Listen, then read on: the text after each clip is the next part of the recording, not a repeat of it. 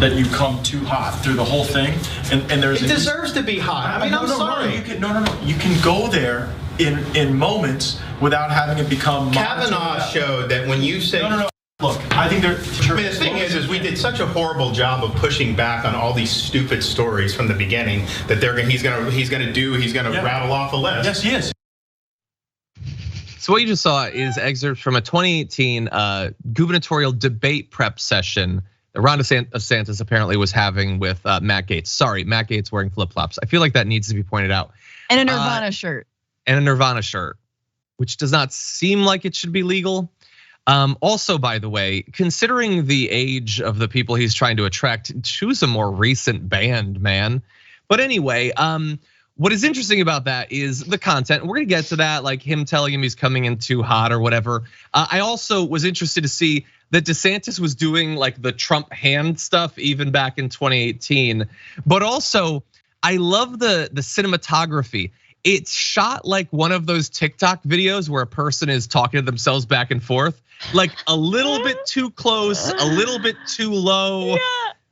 It doesn't look quite right, but that was the potential future president of these United States and whatever the hell Matt Gaetz is these days. By the way, we're gonna go on to just a little bit more of the video where it gets into what if he's questioned about whether he disagrees with Trump. Obviously, Trump is president at this point. Here's what he had to say. Is there any issue upon which you disagree with President Trump? Obviously there is, because I voted contrary to him in the Congress. But I have to frame it in a way that's not going to piss off all his voters. So what I do is I do what I think is right. I support his agenda in terms of what he's been able to do. If I have a disagreement, I talk to him in private. Okay, so what this is also revealed, and look, I don't think these videos necessarily reveal much. I don't think it's a massive scoop or anything. But when he's asked that question, his reaction, the tongue in the mouth and the leaning shows that Ron DeSantis, as we see him on a daily basis, as utterly devoid of charisma and likability as he is him working as hard as he can to hide the fact that he's actually worse in private. He's less likable, less sympathetic a figure when he doesn't realize he's being seen. Francesca, what do you think? This just gives me the vibes of like when I ask my husband to help me with like an audition tape or something, and I get the line wrong, and I'm like, and I know I have to say this line, and like we're going back and forth, and it's just so good. He's like, obviously they're trying to role play, and just do some run throughs. It's good, but he's like leaning. He's like, I gotta word this, and can't piss off his base. This was in 2018. Like this was pre-pandemic Trump. Yeah. Like this is pre-Capitol riot Trump. This is like Trump soaring high, in his disgustingness. So it's just, I'm trying to take myself back to 2018 and what was going on, right? Obviously, maybe it was the separating children from their parents debacle. That one was fun, but arguably things were pretty chill compared to how they went. Yeah. And even then he was trying to distinguish himself. Think about now. They all have to be thinking about when they're gonna need to make that split, especially if they aim to surpass him. If you're a Sith apprentice, your career possibilities going forward are sort of specific, and it's gonna cause some drama. Okay, really fast, we're gonna go to one more clip.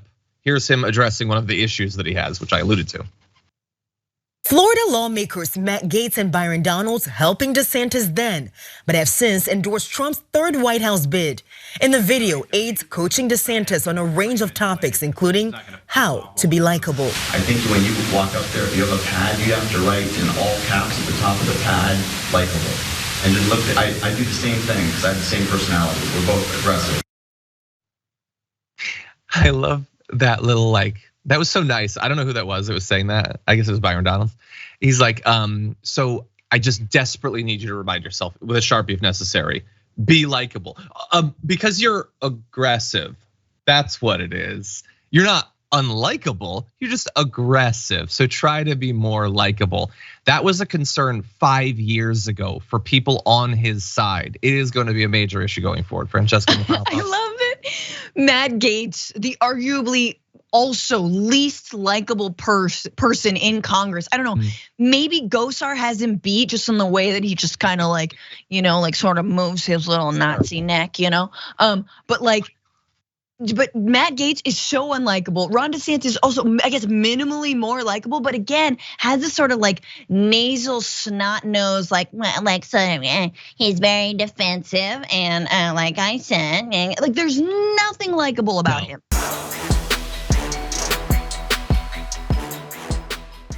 Check out the Damage Report podcast each day, wherever you get your podcasts, whether Pocket Casts or Stitcher or iTunes.